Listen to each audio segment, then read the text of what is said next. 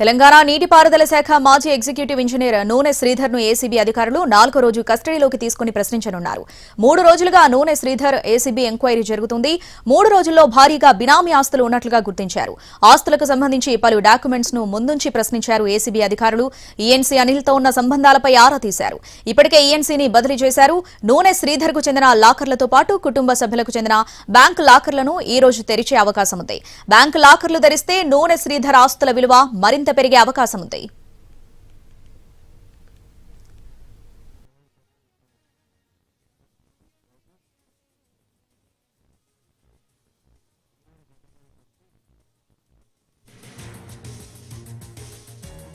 దీనికి సంబంధించిన మరింత సమాచారం మా ప్రతినిధి రాధాకృష్ణ అందిస్తారు.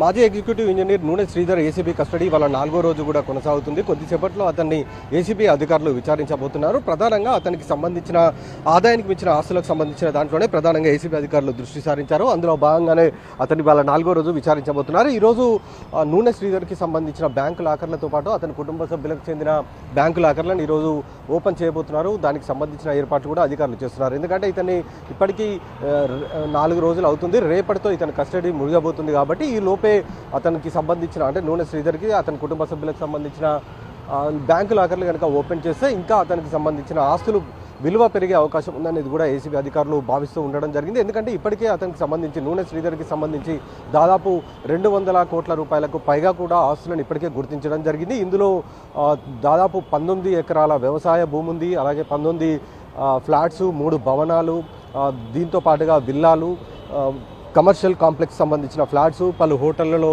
ఇతను పెట్టుబడులు పెట్టినట్లు కూడా గుర్తించడం జరిగింది.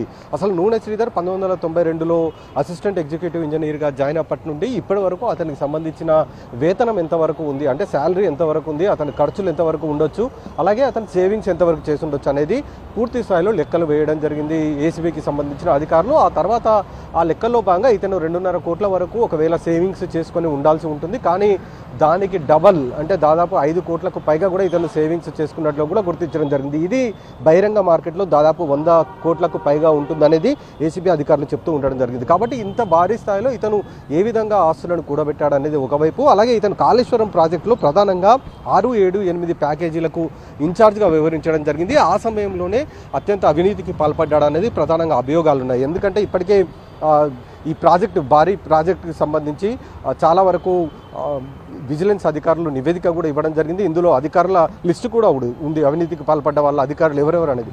ఆ లిస్టు ఆధారంగా కూడా ఒకవైపు ఏసీబీ ఇప్పటికే దర్యాప్తు చేస్తూ ఉంది. అందులో భాగంగా ఎవరైతే ఆదాయానికి మించి ఆస్తులు కలిగి ఉన్నారో వాళ్ళపైన కేసులు నమోదు చేసి ఏకకాలంలో దాడులు చేస్తున్న పరిస్థితులు కూడా కనబడుతున్నాయి. ఇదే కోణంలోనే ఇతన్ని నూనె శ్రీధర్ని కూడా ఎగ్జిక్యూటివ్ ఇంజనీర్ని కూడా ఆదాయానికి మించిన ఆస్తులు కలిగి ఉన్నాడన్న అభియోగాలపైనే కేసు నమోదు చేసి ఏకకాలంలో దాదాపు 13 ప్రాంతాల్లో దాడులు చేసి 200 కోట్లకు పైగా కూడా ఆస్తులు గుర్తించడం జరిగింది.